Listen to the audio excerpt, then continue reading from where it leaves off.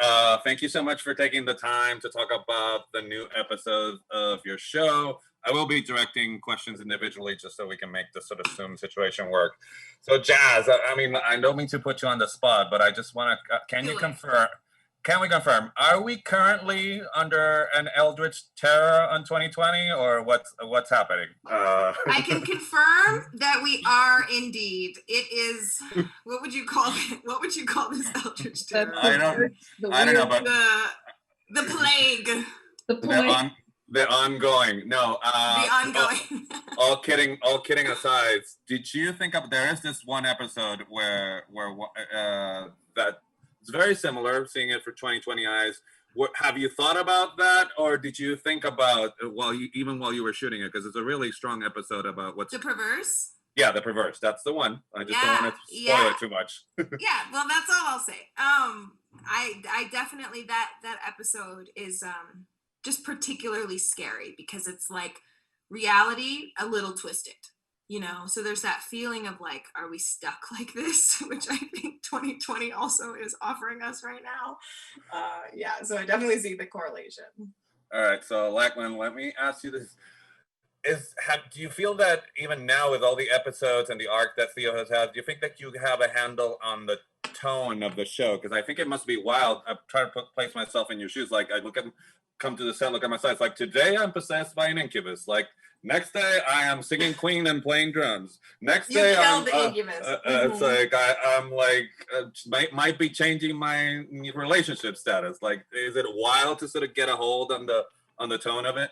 I mean, it's being a teenager times 1,000. Like, I think being a teen in high school comes with its ups and downs. So you wake up every day and you're like, oh, I feel this way. What's going on?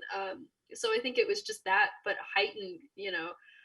Which I think it was really fun. I mean, that's my favorite part about the show is that you show up to set every day and you're doing something completely different.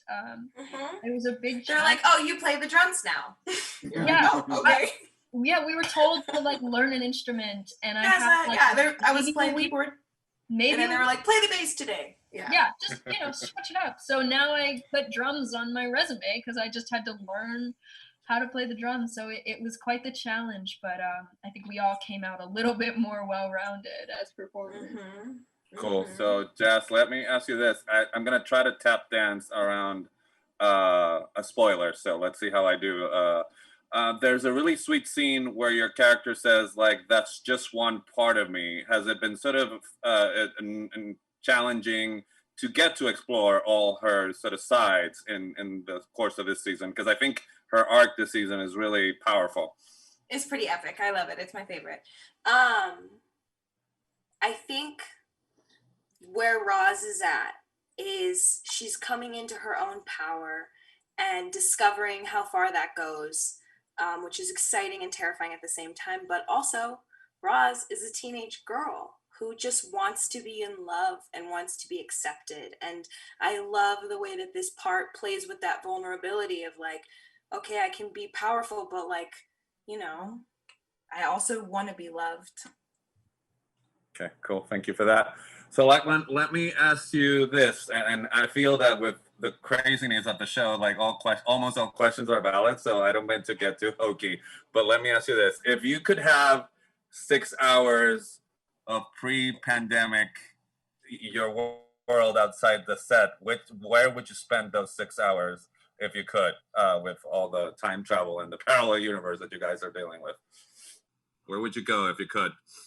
Honestly, I would get everybody together and just have like a big cocktail party at Cerberus's and just stay there for 6 hours, and we all just read comics and put on the disco ball and watch old scary movies. And I think that would just be a tincture of the wonderful thing to have right now. It's just community and warmth and a safe space. I think is something that everybody's craving. So I'm excited to be able to sort of relive that warmth in that space one more time before 2020 is over.